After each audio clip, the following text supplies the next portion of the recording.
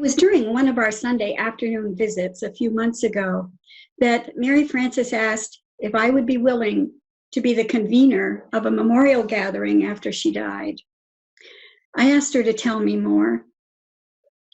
Before I knew it, I had answered in the affirmative, feeling both humbled and honored to be by her confidence in me. I was in school with Mary Frances' older brother, John. However, it wasn't until about 10 or 12 years ago that Mary Frances and my journey began to intersect.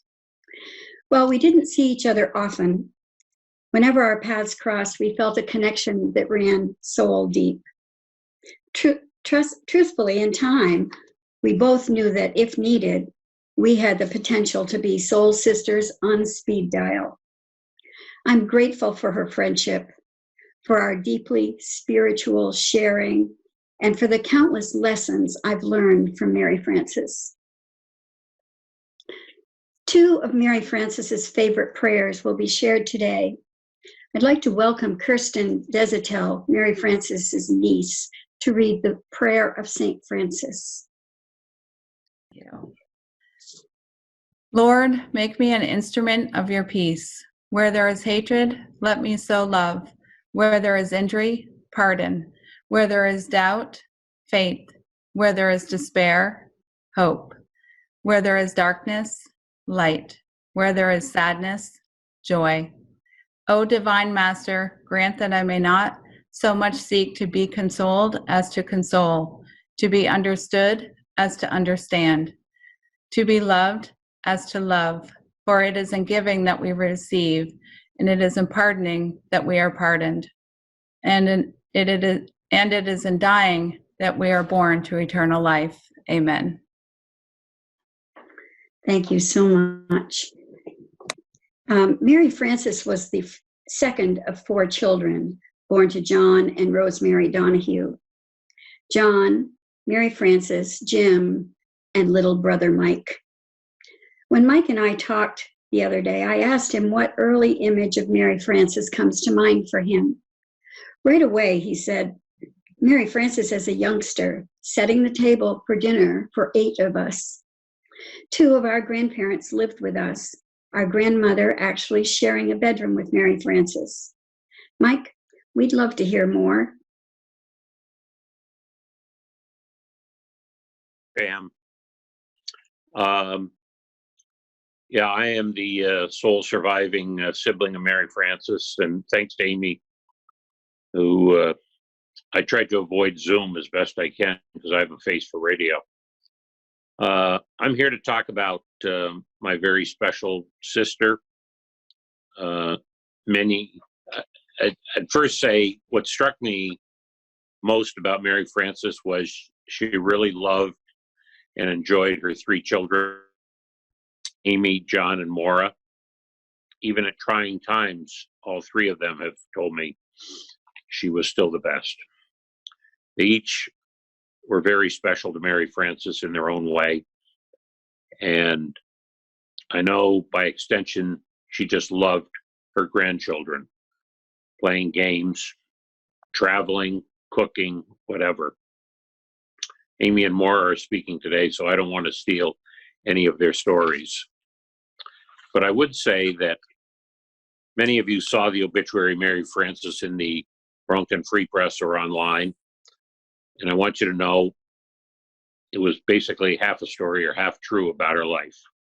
The other half, not reported, was the kind, supportive, loving, talented, caring sister I got to share with you.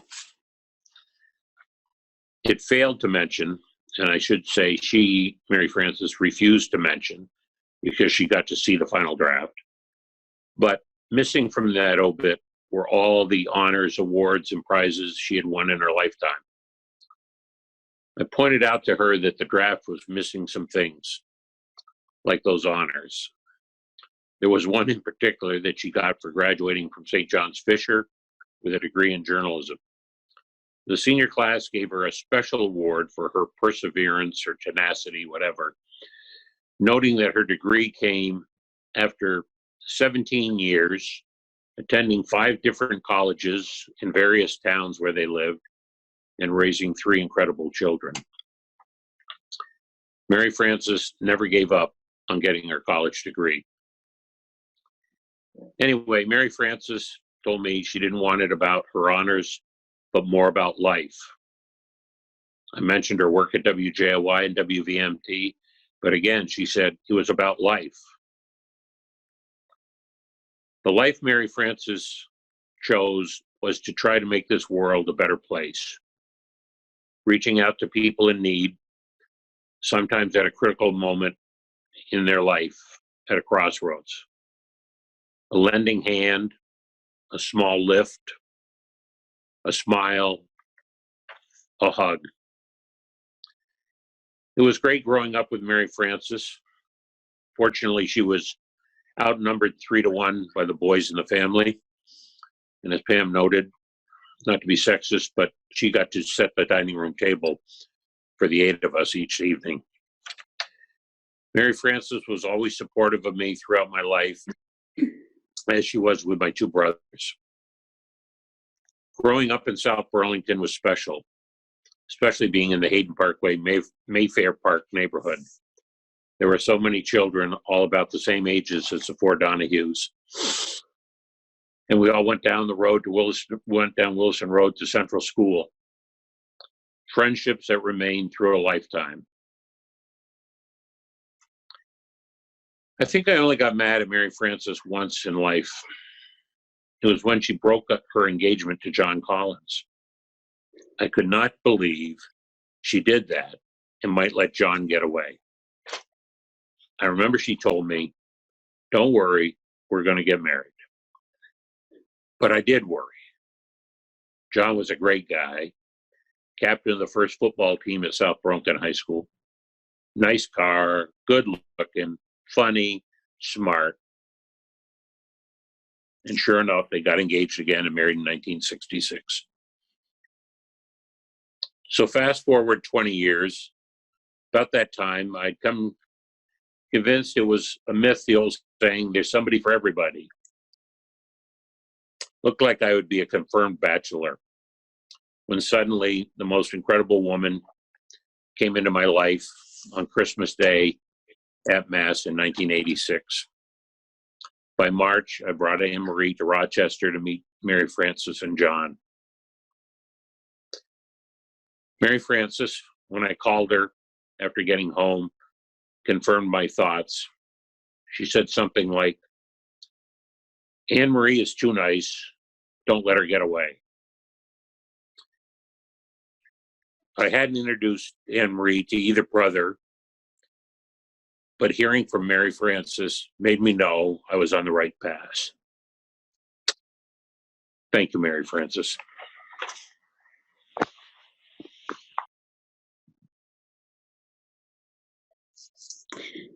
Thanks, Mike.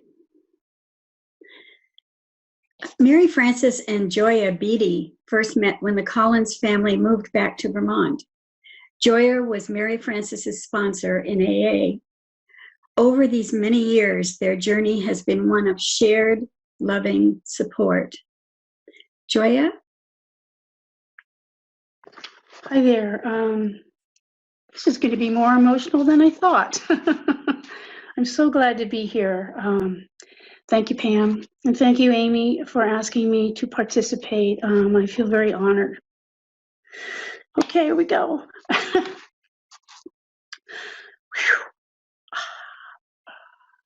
I met Mary Frances, as Pam said, shortly after she and John moved back to Vermont. Our friendship centered and revolved within the recovery community and spiritual journey found in AA.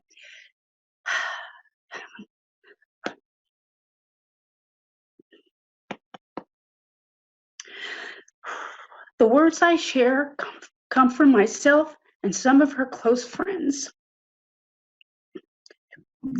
I was somewhat of a newcomer at the time we met, while Mary Frances had been on her spiritual path for quite some time. She was most generous of her time in helping others along their journey in recovery. She was invested in listening and always respectful, and thus had a way of putting others at ease. Newly sober women were drawn to her warmth, peace, and calm. She might offer practical, useful, and caring suggestions if asked, and be honest and forthright at the same time in her response. After all, we are shown in AA to give back to what is so freely given to us. If Mary Frances had a concern regarding herself or in her personal world, she would run it by me and ask for guidance. She freely admitted her faults to me and always looked for the solution, knowing without a doubt emotional and spiritual growth would follow. I, in turn, shared personal information about myself. There was one time a few years back I shared something I have never told anyone. To this day, I said to myself, why did I do that? There was something about her. You could tell her anything. She enjoyed driving and often drove friends to and from doctors and hospital appointments. She even volunteered to drive a friend down and back to a Boston hospital. On one occasion, she drove me home from a medical procedure and stayed with me until my next medication dose. I was dozing in my bed and I heard her soft footsteps coming up the stairs. And like an angel, she appeared glass in hand with a pill. It was a great mommy moment for me. One year, John and Mary Frances began their drive to Florida in a snowstorm and took the time to stop off in Massachusetts to attend the funeral of a mother of a close Vermont friend of hers. If she could, she would make time to show up when the situation mattered. She enjoyed road trips with some of us to Maine, retreats in Benson, Vermont, the Gowden Museum in New Hampshire, East Hardwick Perennial Pleasures and Tea Room, driving the back roads in the Northeast Kingdom while stopping at art exhibits, nurseries, and for lunch. Mary Frances was so good about keeping in touch with friends she grew up with in Burlington, her Rice High School and Trinity College friends, and Rochester and Florida friends. She would get together with some of these friends annually and faithfully attended class reunions. She was someone you could count on, a trusted friend. She kept the channels open. In AA, we are reminded to stay connected with others, and she exemplified this. Mary Frances was uncomfortable being the center of attention. She was like that at our gatherings and kept a low profile. One of her favorite sayings was, be quiet, stay low in the grass, and be useful. Early on for me, I wondered, what's this low in the grass term? What does it have to do with anything? Today, I wonder no more. When she spoke of her family members, it would be husband John or Tim's Amy or John's Amy. It may sound silly, but this was so helpful for me to keep track of who was who. If someone had a problem, be it health or otherwise, and needed a certain product or device, Mary Frances would say, oh, I've got one of those. Let me bring it over. If someone had a problem, be it health or otherwise, and needed a certain product or device, I just said that. I'm sorry. Okay, calm down. Early on, when I first met her, before cell phone calendars, she would check her calendar to see if she was available for a get-together. She went into her purse and pulled out this well-used small paper pocket calendar and wrote in it with a very small golf pencil. Is there even enough room to write down your engagement in that small block of a day? Do you even have an eraser? I manage, she said. In early fall, 4 of us started playing bridge weekly. I was the least knowledgeable, but knew enough to get by. We had lots of laughs, especially with our memory lapses and the rule disagreements, as the other 3 knew different rules. We laughed often, especially at ourselves. Unfortunately, shortly after we started, we had to stop as Mary Frances's health started to decline. I wish we had started this earlier. I truly miss her. During her illness,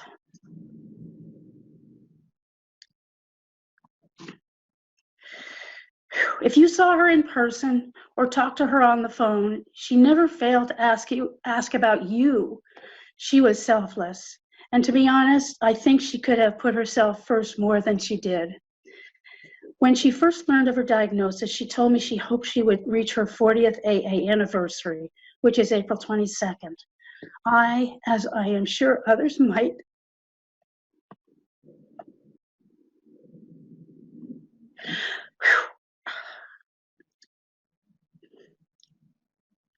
we'll celebrate in our hearts her 40 years of continuous sobriety, one day at a time.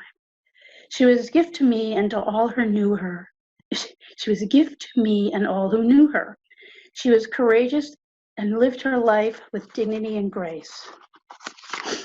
In closing, there are two paragraphs Mary Frances liked that appeared in the book Alcoholics Anonymous. Okay, here we go.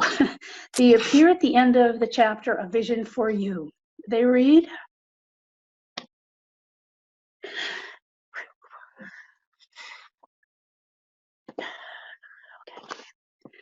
our book is meant to be suggestive only. We realize we know only a little. God will constantly disclose more to you and to us. Ask him in your morning meditation what you can do each day for the man who is still sick. The answers will come if your own house is in order. But obviously you cannot transmit something you haven't got. So see to it that your relationship with him is right, and great events will come to pass for you and countless others. This is the great fact for us. Abandon yourself to God as you understand God. Admit your faults to him and to your fellows. Clear away the wreckage of your past. Give freely of what you find and join us. We shall be with you in the fellowship of the Spirit, and you will surely meet some of us as you trudge the road of happy destiny. May God bless you and keep you until then. Thank you. Oh, thank you, Joya. Thank you so much. I understand how hard that was. I was here supporting you, and I'll need you supporting me later, I'm sure. The word selfless wasn't I have a lot of other words that describe Mary Frances, but the word selfless wasn't on my list. Thank you for adding it. Let's see, many of you know Amy, John and Mary Frances's oldest daughter, who is piped in today from her home in Rochester, New York. So, Amy? Thank you. I thank you all for being here. I've got a sheet of paper here that my mom mailed me 20 years ago. Mom and I very rarely disagreed. I'm sure she disagreed with 90% of what I did, said, and I know she disagreed with a lot of what I wore, but we didn't do it with each other. So we rarely had disagreements in person. But about 20 years ago, when Maura and her husband Michael first moved to Vermont, Mom and I got into it a little bit. I had explained to her that she was the only nice person in our family. And she took great umbrage at that. I said, no, none of us are nice. You're the only nice one. She said, you're all nice. I said, no, sometimes we're kind. And that's when we broke down the difference between kind and nice. Nice, as I and my mom and I came to understand, are all the things you think. And kind is what you say. I said, I'm kind at times, but I'm not nice. I said, Mom, you are a genuinely nice person. And you married somebody and then proceeded to have 3 not nice children. And you were you're by yourself. And she laughed and agreed.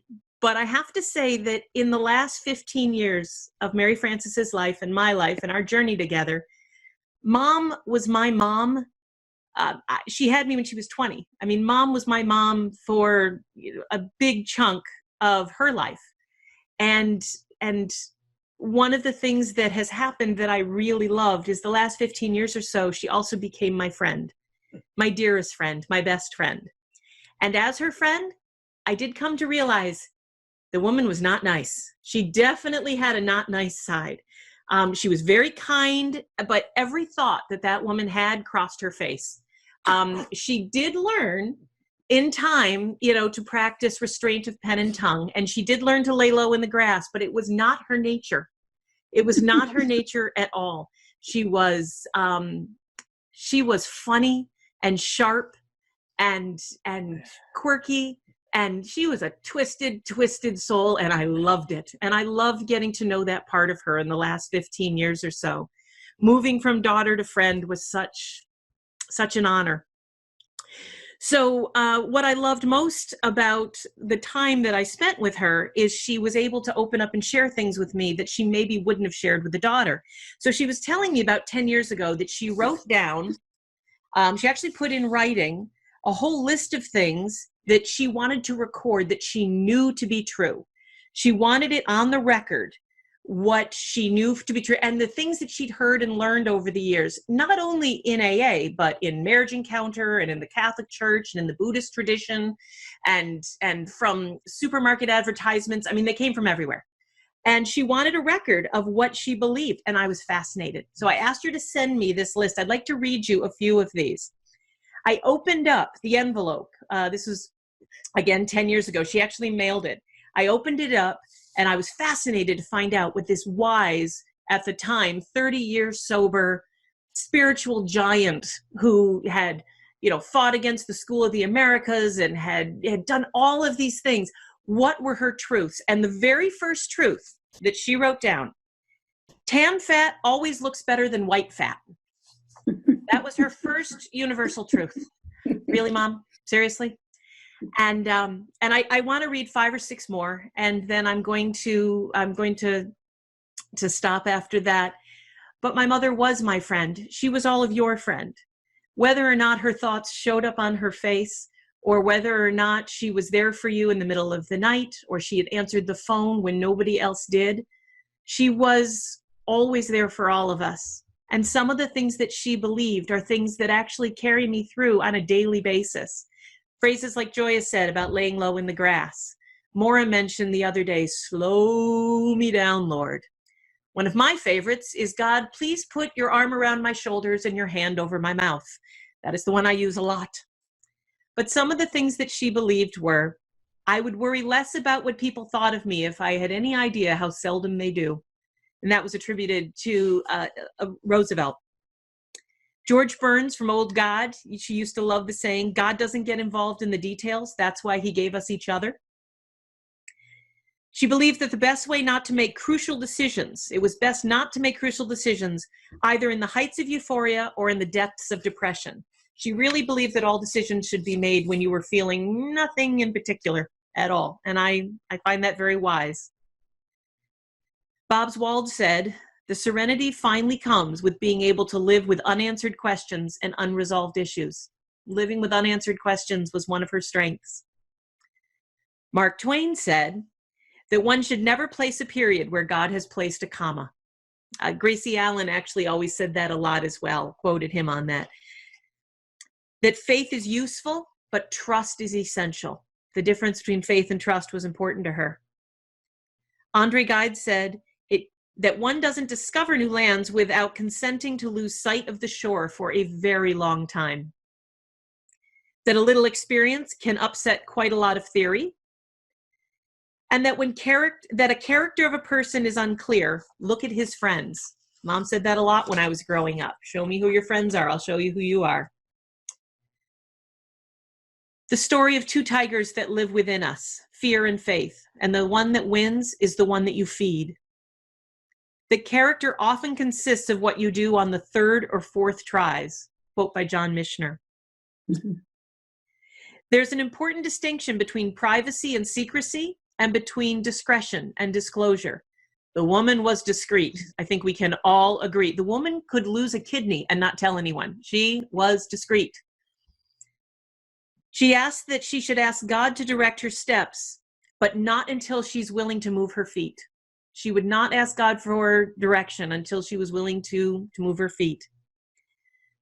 A saying that I heard her say a lot and that I've repeated, what feels like rejection is often God's protection. And that patience is the gentle art of doing something else while you're waiting. She had lots of wisdom, but she also had a lot of joys, and all of you were part of those joys. My brother John, his wife Amy, his kids. She was so thrilled when John and Amy met, and John has been a light in her life for these last several years, but especially when she got sick. And I want to thank him.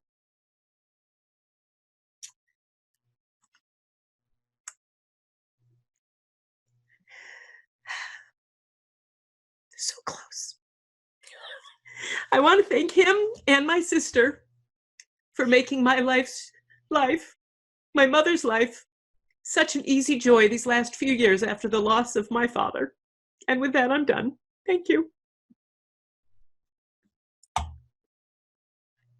Thank you, Amy. I was concerned about my emotions about some of the things I share. I wasn't even thinking about what other people would be sharing that would touch me so deeply. Thank you. Your mom actually had a phrase that she shared with me at a time just a few months ago when I was dealing with a significant family dilemma.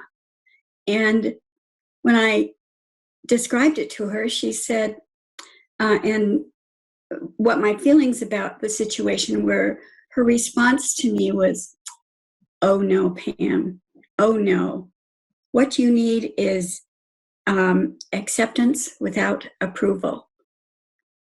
Think about that. It was just, it was the medicine I needed in the moment. And it literally turned around my feeling. So, thanks again, Amy.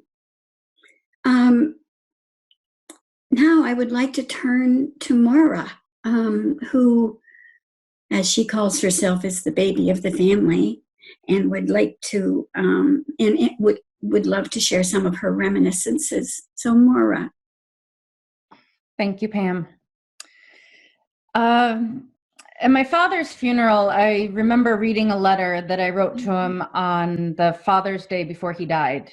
It was a letter of love, thanking him for all he had done and taught me.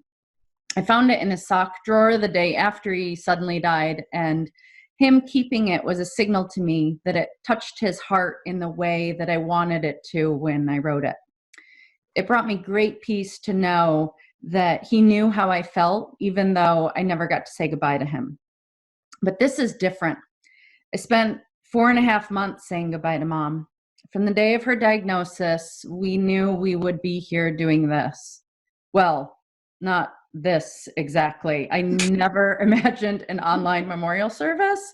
I'm sorry, but this is just here. But I really do want to thank my sister for setting this all up and giving us this opportunity. This is apparently very important to me, and I didn't know it until I was sitting here. And my family, my husband and my 3 children are here with me, even though you don't see them on camera. I don't want you to think I'm going through any of this alone. And over the past month, I've heard many people talk about my mother's kindness, her compassion, her patience, and her humor. But what stands out to me most is her courage. As Uncle Mike said, she was only 16 when she met my father, and according to her, it was after his football game and she offered him a stick of gum. According to him, she was loitering just outside the boys' locker room, waiting to ask him out. She hated his version of the story, and he would love to watch her squirm as she would say, "That's not true." And he had a devilish grin, knowing he was exaggerating because it made for a better story. They dated in high school, but when he graduated 2 years before her, she had the courage to end the relationship because even with him going to a local college, she knew things would be very different for him. And she believed in the adage that if it was meant to be, you set it free. And that takes courage. When he showed up on her doorstep more than 2 years later, having graduated from college and already living in Rochester, she had the courage to let him in to talk, to let him back into her heart. He walked back into her life in June. They got engaged in August and were married 6 weeks later. And it worked. They were just months shy of their 50th wedding anniversary when he died. Now that took courage, especially if you knew my father. Both to make that decision in those whirlwind months back in 1966, but also every day of the 50 years that they were together. Amy was born 9 months and 5 days after the wedding. And I don't have to tell any of the parents in the room how much, oh God, we're not even in the same room, in all of your rooms, how much courage it must have taken for her to have and raise her babies 6 hours from home, far from her parents and support system, in a time when even a phone call home was prohibitively expensive. John followed right after Amy, and if you knew him as a child, you know the courage it took to rein him in for a little while there. And as a welcome surprise, 8 years later, I quite literally burst on the scene. How she managed to start all over with an 8 and a 10-year-old, it was her courage. I was only 3 when she took one of her most courageous steps, and she walked those 12 steps for a full 40 years. The courage that took, especially in 1980, when alcoholism could lose you friends or a job, made a huge impact on me. I thanked her for her courage every April because her courage allowed me to have a wonderful relationship with her. I think of her courage to go back to college as an adult, the courage of raising 3 strong children, the courage to live her politics of peace and justice, and the courage it took to live alone when Dad was working in New York City after 9/11, and the courage it took to carry on with such grace for the past 4 years since she lost the love of her life so suddenly. It's hard for me to comprehend the courage it took for her to call us 3 kids to tell us of her cancer diagnosis last October. Just the type of cancer made it clear that we would not have long with her. She held herself together for us as she calmly told us about how she went to the doctor at 10 a.m. the day before for an upset stomach and received a death sentence by 4:30 that same afternoon. She was still coming to terms with it herself, but also wanted to wrap her arms around each of us as we got such terrible news about our mom. She was the consummate mother. By the next day, all 3 of us kids were together with Mom. She and I had previously had plans to go to a dinner event at Pathways, a local nonprofit where we both volunteer. I skipped the dinner because I needed to tell my kids the news of Mom's diagnosis. But Mom showed tremendous courage and still went with Amy and kept her big news quiet so as to not direct attention to herself. And now, because of the generous donations made honoring Mom over the past month, many from those of you who are participating today, Pathways is going to rename that annual dinner in honor of Mom. Mom's courage over her 4 months with cancer was a new level of inspiring. Pam said before, as Pam has said, Mom is not scared of death. She lost too many loved ones at too young an age and saw the many ways that it could happen. Mom was set on being prepared. In fact, I think I found as many draft copies of advance directives in her condo as I found tiny pairs of scissors. I have no idea why one person would need so many of either of those things. But Mom was always prepared. She had more unnecessary things stuffed into her oversized purse and hidden into compartments of her car than anyone I've ever known. We would laugh at it all until one of us, usually me, was out with her and then sheepishly had to ask if she happened to have a nail file or tweezers or a tiny pair of scissors to cut the string on my shirt.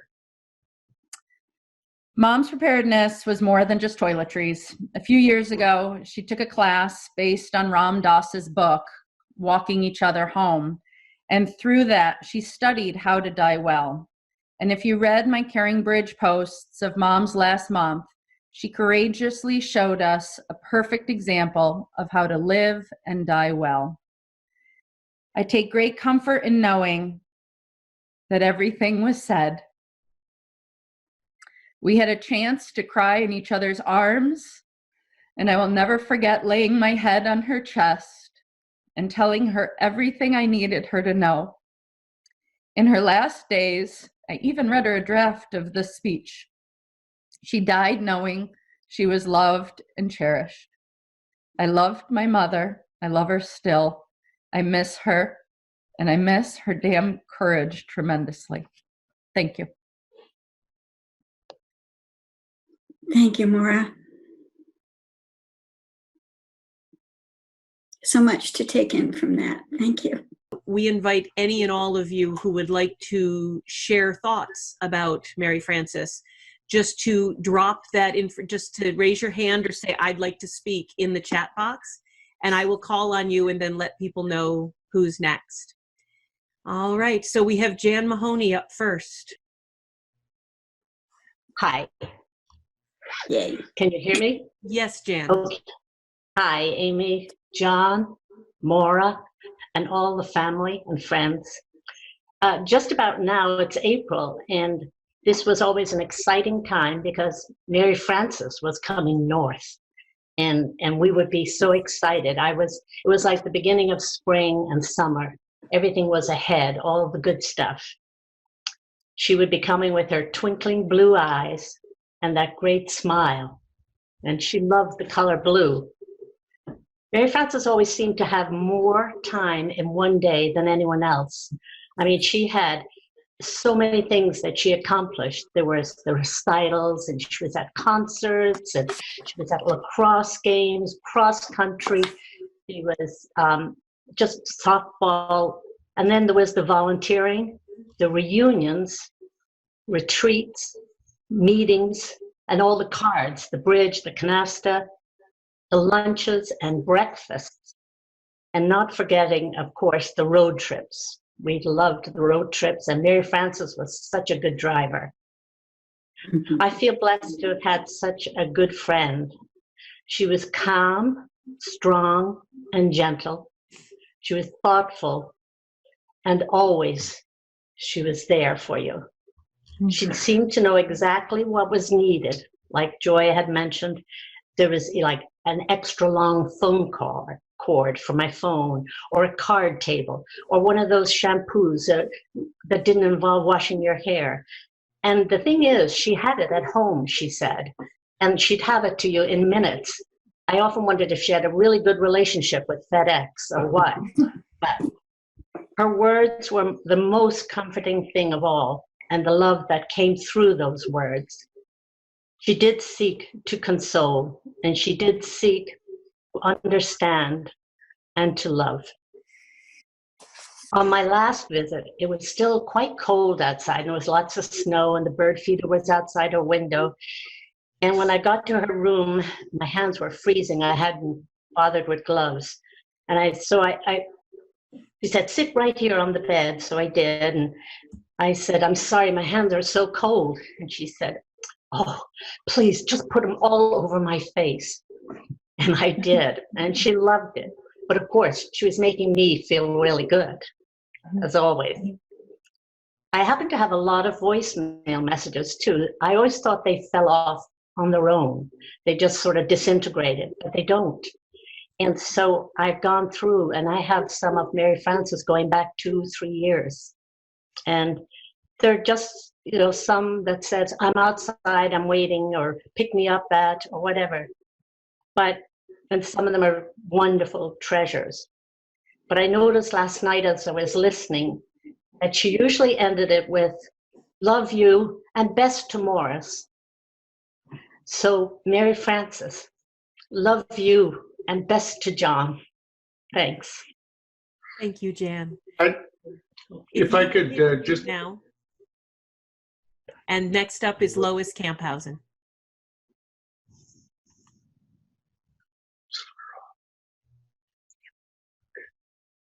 Lois?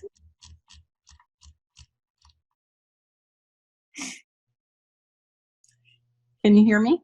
I can. Okay, great.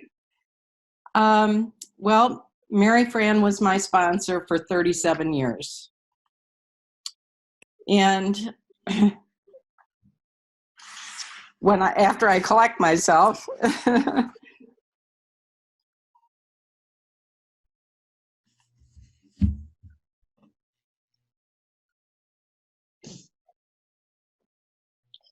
I want to share some of the words of wisdom she imparted to me. Like most of us who come to recovery, my life was a shambles early on, without sharing the how and why. I was often unsure about how I would house and feed my 3 children.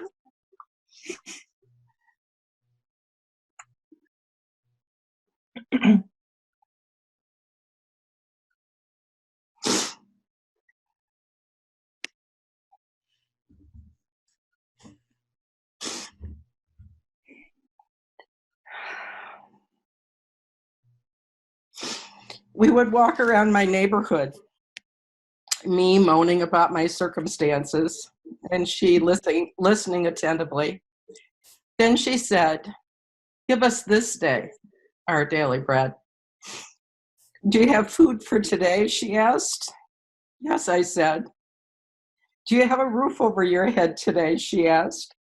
"Yes," I said. And we walked on, and I became calm. And indeed, I did have what I needed that day. Over the years, there were other times.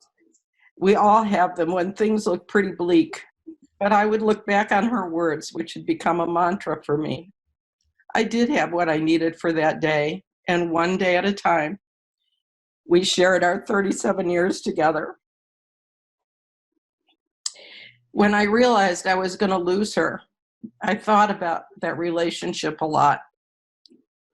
I realized she knew me better than anyone else on earth, that she knew it all, and she loved me. I know that has a special meaning for all of us. To be lovable, to be loved. It's so special and so healing. When she was unable to have visitors, and we realized we would only have our phone conversations, we were content. We had traveled so much of our journey together on phone calls. Our last conversation was about Richard Rohr, the author and priest. She was my spiritual guide to the very end. And I miss her terribly. Thank you, Amy. Thank you, Lois, and thank you for being such a great friend to my mother. Next up is Christine Wilson.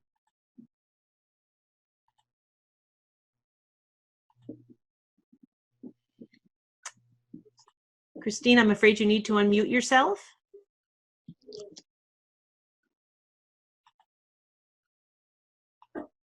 Okay, there. Mary Collins really helped me with that one. Thank you. To all of the Collins family, it was incredible to know Mary Frances. I too met her through AA, and I had started coming to Florida, and I looked around the room, and there was Mary Frances. I'm like, oh my God, I know that woman. And I hadn't known her very well in Rochester. And she spoke and sounded like that is the person I need. And having not had a sponsor for my first 14 years, she would be my sponsor, and she has been. And did it for many years down here, and we walked and had breakfast, and she said once I told her my story, and I had indicated that I didn't have much of a higher power and didn't need one, and blah-diddy. And I told her my story, and she looked at me and she said, "And you don't think you have a higher power?" And I was like, oh, yeah. And then I did the steps with her, and she was very blunt in that it wasn't very thorough, and but it would do. And then we did, prior to that, I said, could I please do the third step prayer with you? And we knelt down in our living room and said the third step prayer. And I got it. I was like, oh, that's what everybody's been talking about for such a long time. And those are the three things, besides being so relieved to see somebody who knew me, and we chatted about people that we knew, and she happened to get emails that were intended for my spouse, Mary Collins, at the U of R. And so we had a lot of closeness, and I think deep respect for one another. And I just wanted to say also that I love Mary Frances, and she will always, always be in my heart. Thanks. Thank you, Chris. Thank you, Mary. John Schultz is up next. And after that, if Morris Mahoney would like to speak, he will be up next.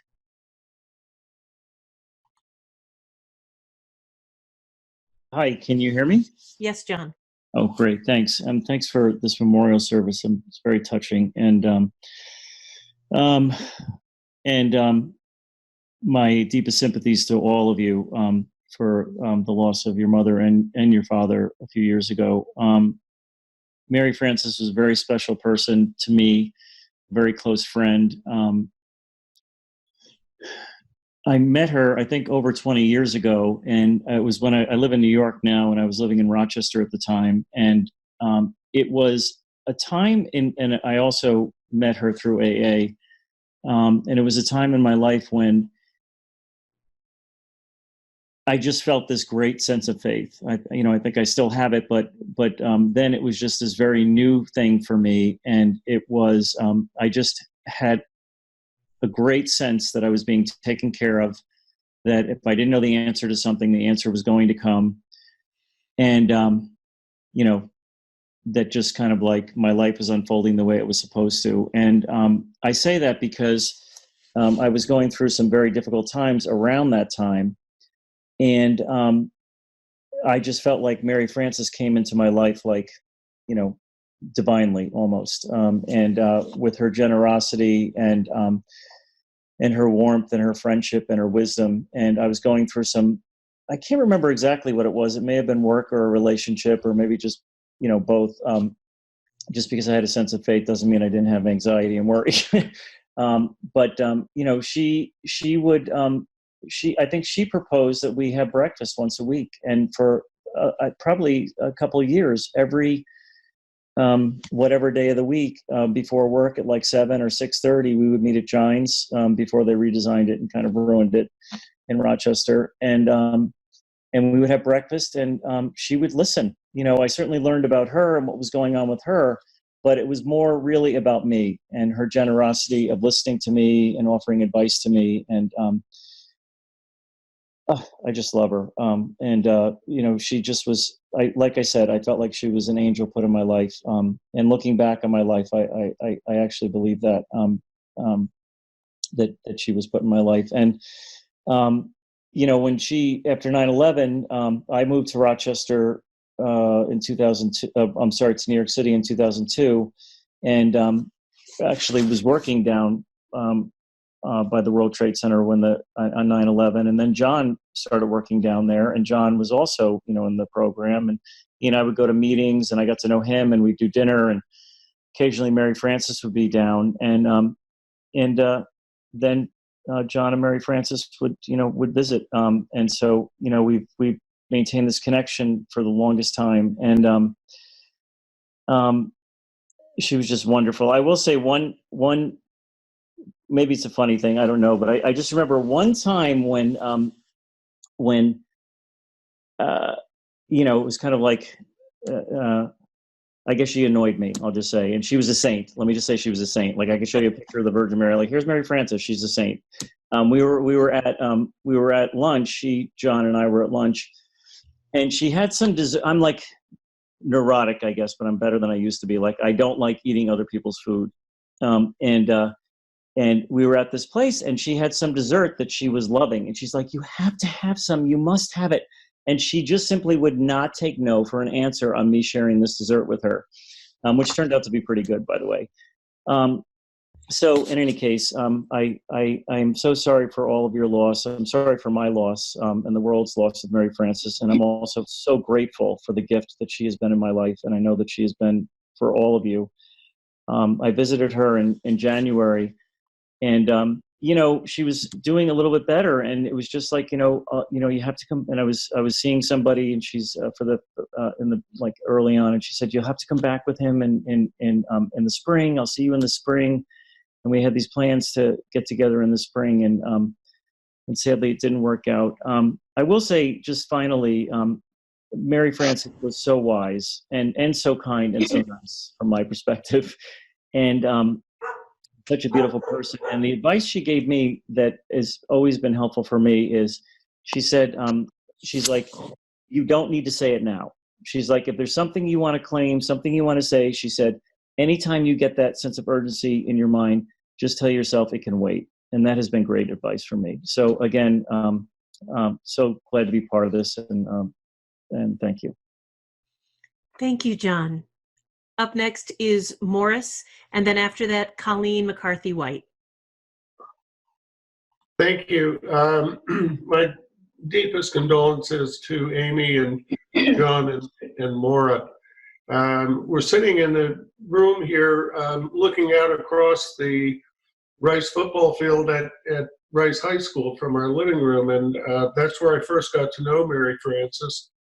We were really good friends in high school, often singing partners at various, stunt night and that sort of thing. And then in the summer at impromptu hootenannies that could be at a fishing access or on a beach, wherever people weren't going to kick a bunch of us out. And she was just always so much fun, and just such a solid, dependable friend. I know a lot of my friends at Rice senior year were a little upset with John Collins because he seemed to have captured her interest. We thought that was a disappointment for the Rice guys, but certainly a great thing for John. And again, in the very same room here, when Jan was dealing with some health issues last fall, Mary Frances was over right after she had received her news, and of course was here to see how Jan was doing and to be of comfort and support to Jan. And she spoke very candidly and openly about what she was facing. She knew exactly what she was facing, and she was determined to face it her own way. Amy spoke very eloquently about the courage of Mary Frances. She was an incredible example of courage the past few months, and she knew what she didn't want, and she wanted to take advantage of the time that she had left to be with her family, to be with her friends, and to go her way. She did that, and she certainly was a wonderful role model, I think, for her children and for anyone who knew her. So thank you, Mary Frances. Thank you, Morris. Colleen McCarthy White is up next, and then after that is Anne Mccracken. I want to remind people that this open session is available for another 10 minutes or so. So we do have a number of people who would like to speak, and I'm looking forward to hearing from all of you. Okay. Hi, Amy. Can you hear me? I can hear you fine. You hear? Yes. Okay. First of all, I just want to just say to all of you, the timing of everything has been so difficult, I know. And what you're doing with this online memorial service is just amazing. So I think everyone who's speaking and who's participating appreciates it, maybe even as much as you do. So thank all of you for that. So I'm going to just go way back in the day, because I literally was a teenager when I met Mary Frances, after she had probably just moved to Rochester and had Amy, who I always say I changed Amy's diapers. I try not to say it to everyone we meet because she does live here in Rochester, and she's an amazing, amazing human being, an amazing singer and musician. So it's great that I get to carry on through Amy. I really feel that I do. So I just want to quickly read what I had sent to Mary Frances, and I know I shared it with you, Amy, but I think it'll give people even different perspective of Mary Fran, because I was a young thing when I met her. So I said to her, I'm thinking of you and wishing you ease, lack of pain, and comfort at this time. I know I've told you many times, and even face-to-face at our lunch date in Burlington, which I did have, by the way, it'll be 2 years ago. I went to visit family, and I said, I am definitely making time to see Mary Frances, and thank God I did, because we had a wonderful date together. So even face-to-face at our lunch date in Burlington, but I must tell you again what a powerful and wonderful influence you have been in my life. You expanded the world for me when I was that 13 to 14-year-old girl by our mutual love of music and guitar, and more importantly, your ability and willingness to listen. No matter what I shared, you were my very own Mr. Rogers. You were and are kind, yet also full of realism. Your voice was and is gorgeous in speech and in song. Your teaching guitar and songs to me were times filled with patience, politics, and joy, which meant the world to me. I'll bet that you were also sometimes amused and entertained by me with my teenage passions and drama in your role as a stay-at-home mother of 2 babies. Probably kept life a bit more interesting, eh?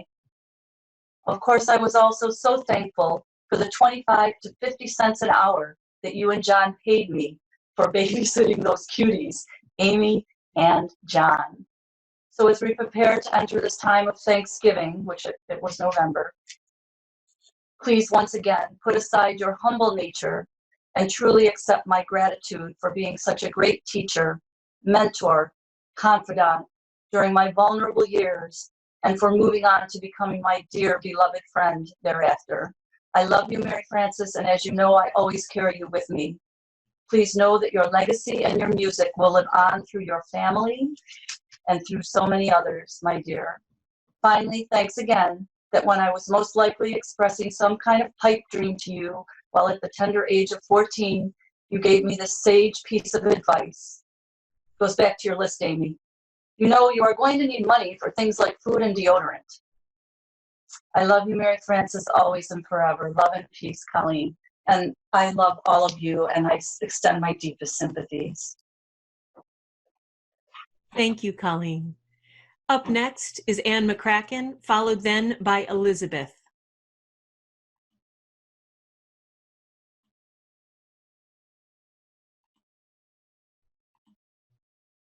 Am I unmuted? There you go. I see I'm talking. It's telling me I am. I want to, Amy, John, Mara, she loved you so much. I just from this side of hearing that. So, and everyone, I'm just obviously expressed, you know, the fact that we got to know her is an amazing thing. I met Mary Frances, I was probably about a year or two sober, like many people.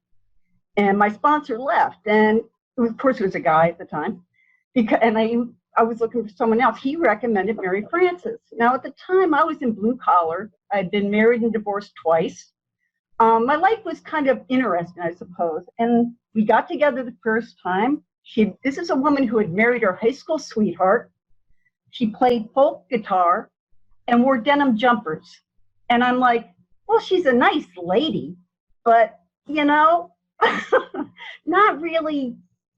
After very many meetings at the Charbroil where we would laugh, I remember she was working at Strong, and she would talk about going in and having to deal with people coming in, clowns who wanted to come in and entertain the kids, and she'd be like, what is wrong with those people?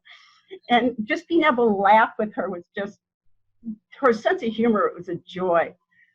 Later, I was around 40, and my life still being interesting in some ways. I got pregnant unexpectedly. And my son's father and I, we stayed together for a while, but we had split up. And the most important piece that I learned, one of the many important pieces I learned from her, was when we split, and our communication is an all-time low about the most important thing in our life, our son. And I remember I would pray before I would talk to him on the phone. I was trying to wrap myself in bubble wrap so I wouldn't get upset, but it wouldn't work. So talking with her about it, it was that piece of, she gave me dialogue. She gave me a script. She told me what to do instead. It was like, say hello to the person to your left here. Say, oh, I need direction at those times. I can't just be given vague. And the beauty of this is you don't have to mean it, which I still use it many times for that. But when we start to get into an argument, the phrase, you could be right, it's like it detonates the bomb before it goes off. And so many times, unfortunately, he was. And I would tell him, I was suggested that I tell him. And our relationship was transformed by that, the beginning of it. From that, my son's life was transformed. The range of how she affected the people in the world is amazing, by softening and by not fighting back and just putting, accepting. So thank you. Thank you, Anne. Next up is Elizabeth, followed by Deb Donahue. Hi, everyone. I'm Elizabeth Morgan, and I heard about your mom long before I met her.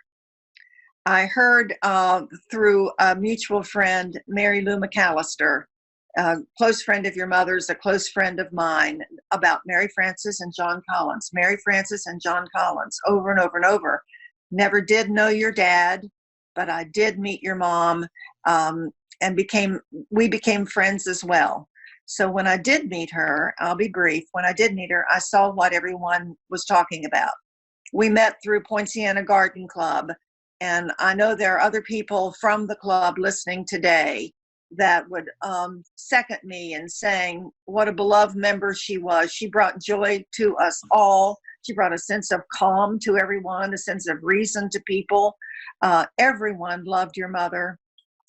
And the other thing I'll say personally is I received 2 thank you notes from her. She came to our home, my husband and I, my home in Easton, Maryland with Mary Lou once, and we had lunch together and had several members of the club together and other friends. I got the most beautiful note from her afterwards, and just expressing her appreciation and showing how she felt about everyone else and how appreciative she was. Made me feel so good, and I kept that note forever. Your mother was really, really something, and I appreciated knowing her. And on behalf of Poinciana, we miss your mom so much.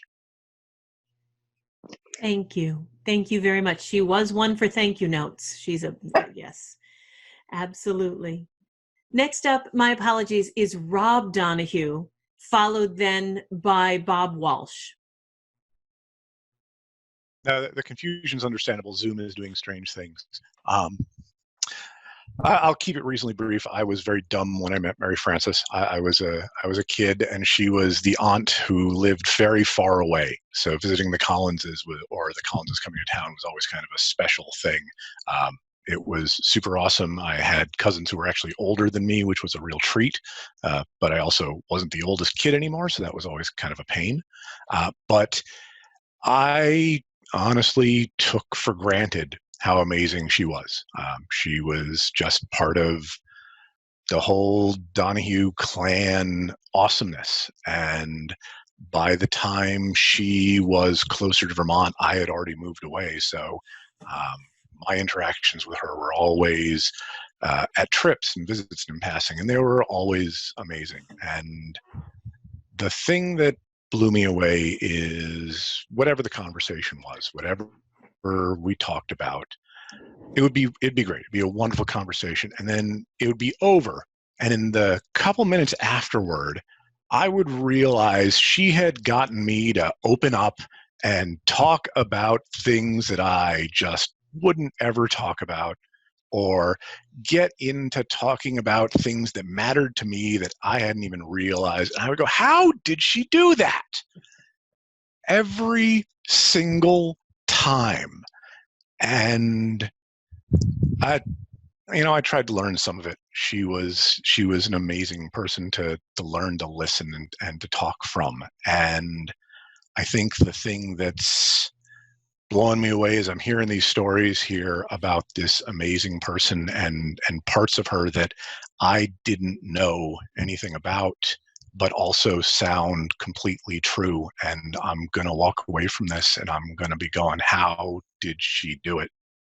So thank you, everybody. Thank you, Rob. All right. Next up is Tom Henry. And then after that will be Nancy Rabinowitz. Amy, John, and Maura, can you hear me? Yes, Tom. Listen, I just want to say how proud and I was, and how touched I was as I followed your journey with your mom. I just want to say that I'll miss a memory that I have of your mom. Whenever we visit Maureen in Delray, we'd be sitting out on the patio, and sure enough, your mom would come over, and she really made us feel that she was really glad to see us. And I'll miss that memory of sitting there and watching her come across the backyard. But even bigger than that, the Henry and the Collins' clan is pretty well knitted together. I go to Delray now, and I miss my golf partners, John, both Johns. And so, I missed all the stories and all the bragging. And I just want to say how proud I am of you kids. You've done a great job, and your mom was really a neat lady. So thanks for doing what you've done. Thank you, God bless Tom. Thank you. Nancy Rabinowitz is next, and then I promise Bob Walsh. Thank you, Maura, for telling me I accidentally missed him. If anyone would like to share in the chat box if you use it as a signing book, perhaps, we will be printing out copies of this chat for the family. If anyone has any memories of Mary Frances, they do not want to speak, but they would like to send any wishes to her family, please do so in the chat box. Hello, Nancy. Hi. Boy, I am looking here at Amy, John, and Maura and thinking, wow, I see the best of both your parents in all of you. And so I'm really grateful to have known your mother. It's like she's here as everybody has talked. Maura, when you were talking about everything everywhere, she had all the scissors, whatever you needed, she had, and she had it with her, or as Jan said, she'd go home and get it and drop it off. But she and I used to talk about, I believe that the key to life is showing up, and I don't think I've ever known anybody who showed up more and better than your mom. And when I went to say goodbye to her, because I was going to Florida, and you guys were so generous about sharing her with everybody in her last months, weeks, and days, and you took such good care of her. So I went to say goodbye because I didn't know if I'd be back, and we were talking, and she said, well, it was after a meeting when I first moved back. You said something to me about how much you liked my scarf. And she said, and I thought, aha, so that's how I get to know her, is through clothing. So anyway, you can't see me, but I changed my clothes for this ceremony from the waist up here in the age of Zoom. And I put on this little top that I haven't worn very often. And as I put it on, I felt something in my pocket. And there was my most recent AA medallion. And I have no idea how it got there. And I thought, well, there's your mom, just right there once more through the clothing. So, all right, yes. So it was just one of those little moments. So thanks for doing this. Yeah, you are her legacy, and we all are, and she did great. Thanks. Thank you, Nancy. Thank you. Next up is Bob Walsh, and then Paula G.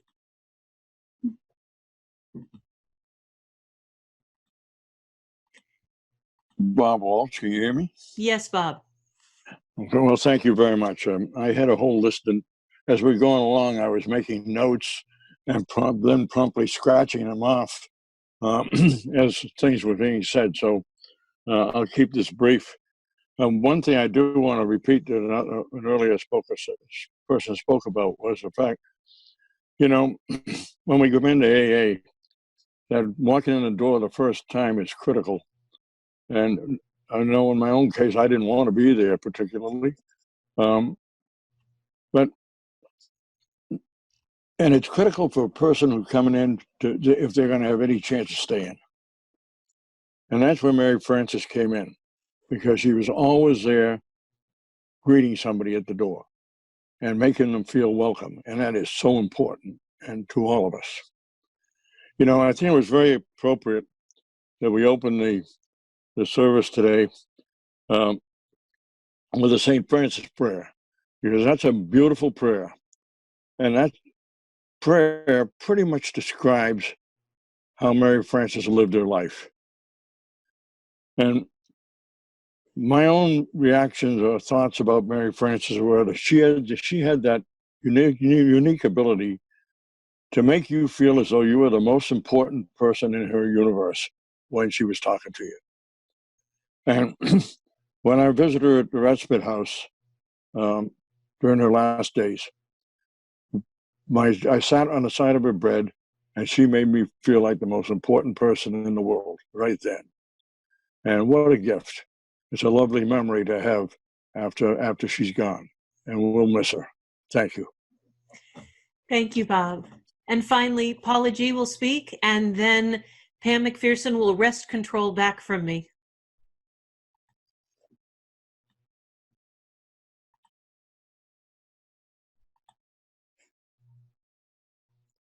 Yes, thank you.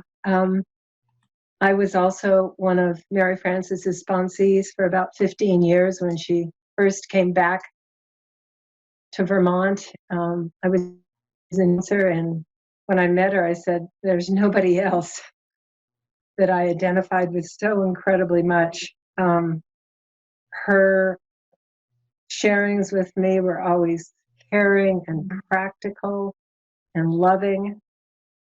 Yeah. One of the last, when the two of us were together, she said to me, you must get another sponsor. I want to know you're safe. She was always thinking about other people and, in all that she was going through, she was worried about me being safe. And, I did what she said, and I reported back and told her so that she could rest knowing everything was okay. But, her voice is still with me. I don't know how many times over the last couple of months, especially at this time, it's so difficult, Mary Frances say. And, there's always something there. And one of the things she said to me many times, I would describe some situation that I was having a hard time with, and she would say, well, sometimes the best you can do is obtain a pleasant expression. And I have just used that so many times. If I can get through a situation with a pleasant expression and not anything that I will regret.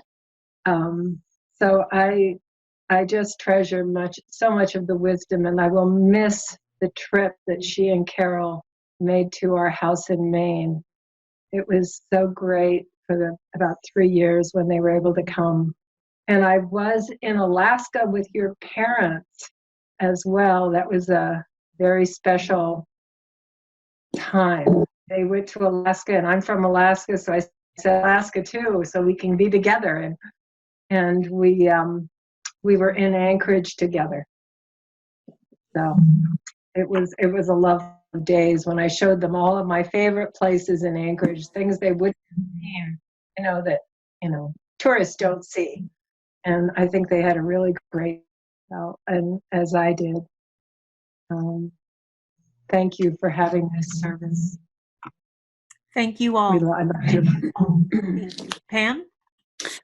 Thank you. Oh, I'm so touched and moved by the courageous and open sharing of so many people. And I can only imagine how many other people are out there that would want to say very similar things with the same strong, loving threads going through them. Thank you, thank you. Next, and sorry, I changed where this is on the program without realizing it. But Mary Frances, as I said earlier, had two favorite prayers. And this particular one is by Thomas Merton. And it will be read by her dear friend and her favorite nurse consultant, Carol McKay. I'm honored to read this favorite prayer of Mary Frances's today. My Lord God, I have no idea where I'm going. I do not see the road ahead of me. I cannot know for certain where it will end. Nor do I really know myself, and the fact that I think that I am following your will does not mean that I am actually doing so. But I believe that the desire to please you does in fact please you. And I hope I have that desire in all that I am doing. I hope that I will never do anything apart from that desire. And I know that if I do this, you will lead me by the right road, though I may not know nothing about it. I may know nothing about it. Therefore will I trust you always, though I may seem to be lost and in the shadow of death. I will not fear, for you are ever with me, and you will never leave me to face my perils alone. Amen. Oh, thank you, Carol. Thank you so much. On behalf of Amy, John, Maura, and their families, I want to express very deep gratitude to each of you for sharing in this time that we spent together that is so tender and loving and full of remembrance as well as celebration of a life that was so well lived. In closing, I'd like to share an exchange that Mary Frances and I had just a week before she died. For me, it exemplifies the spirit of her lifelong generosity and caring for others. It also reflects her commitment to dying well. Mary Frances made the conscious choice to live fully until she died. She was not afraid to die. She had been familiar with death, she had told me, ever since she was a child. What she was drawn to in her adult life was learning how to die well, that which she role modeled for all of us over the past 6 months. I was away the last few weeks of her life. We texted. And just 1 week before she died,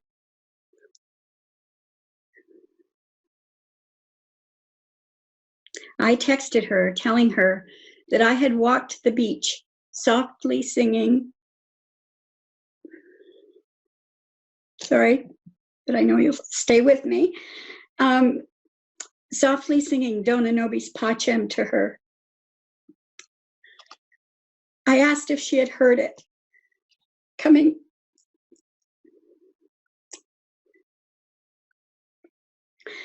from the warm, salty southern air. She responded from Respite House. She wrote, I felt something for sure. Happy you're having good days. Me too. Much love. And when on March 2nd, I texted a late evening message to her,